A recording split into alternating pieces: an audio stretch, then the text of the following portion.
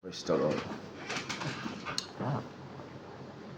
Precious one, what kind of wine must we drink? What kind of wine must we drink? What must we drink as wine? We all drink.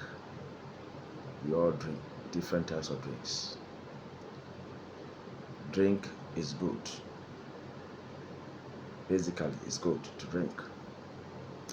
The Bible even says it.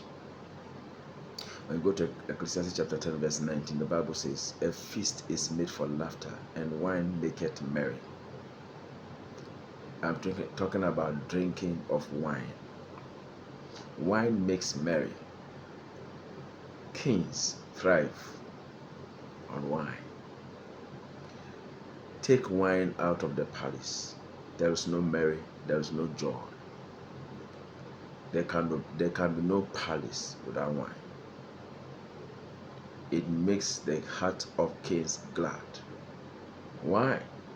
Nehemiah was a cupbearer in that strange land or foreign land. He was a cupbearer. He pours wine in the glass for the king. So he contributed to the king's gladness. Wine maketh merry.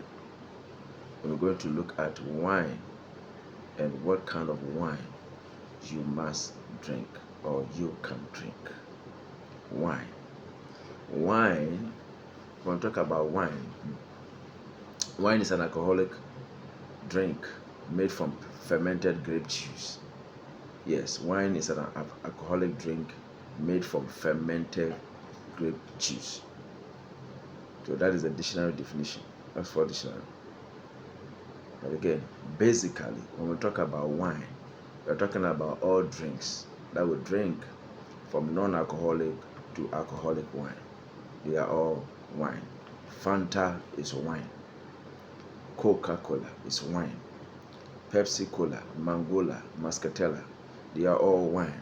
Ceres, Don Simon, Frutelli, all those paper wines, they are all wine. Then we can talk about beer, Gouda, Paul Mason, vodka, Smirnoff, schnapps. All those alcoholic drinks are also wine. What kind of wine must you drink? Different kinds of people drink different kinds of wine or different kinds of drinks. People buy what they can afford and drink. But the basic thing we need to understand, what kind of wine must you drink? Does wine only make the heart merry? We need to look at wine and what kind of wine we can drink. Because wine may be making merry to your heart, but apart from that, is your body benefiting from the wine? When wine is tipsy or makes tipsy or intoxicate, it means it has alcoholic content in it. Is it good for the body? God has made the human body such that the body naturally extracts the volume of alcohol. It needs alcohol, but it naturally extracts the volume of alcohol it needs for its functioning. So when one goes to fetch alcohol beyond a certain volume, it may be working against the safety of the body. And usually it is the liver that suffers when we drink beyond measure. Gone were the days in secondary school we call it ferment. That is fermented kenke, gar kenke, fanti kenke, and we'll mash it and drink. Mash it, add sugar and some milk and drink it. But why we call it ferment is because some of the kenkes had spent close to a week and some people would drink. I have experimented, and I remember when you took of that kinky that I spent close to 1 week and mash it, put sugar in, added milk, and drank, you go to the classroom to study in the night, and you will not be able to study because the the the fermentation will work on you, and you will not be able to concentrate to study. You will fall asleep. People were sleeping on their books because the alcohol in the kinky, the yeast that had fermented was really working on them. So you cannot take drink that has alcoholic content and be sober. And God tells us to be sober. In 1 Peter chapter 5, say, be sober and alert.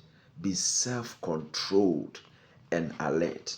So when a drink has alcoholic content in, much more than the body needs, it attacks or submerges one's sobriety. And sometimes we hear people say, well, let me take some and go and talk to him anyhow I want. They know that when they take excess or excessive alcohol, it makes them misbehave. It makes them go out of the way and do abnormal things or things that are nonsensical. So when you take alcohol beyond measure, the tendency is for you to lose your sobriety. Your sobriety can turn into notoriety. You can become a bother to society, to a family, because of the volume of alcohol you take. Sometimes you go to parties and you are looking at the volume on the bottles of alcohol. Sometimes you see 5%, 13%, different, high level, about 15, 20%. And somebody will tell, oh, this is just a 5% Golden Spark. Don't worry, the alcohol content is low.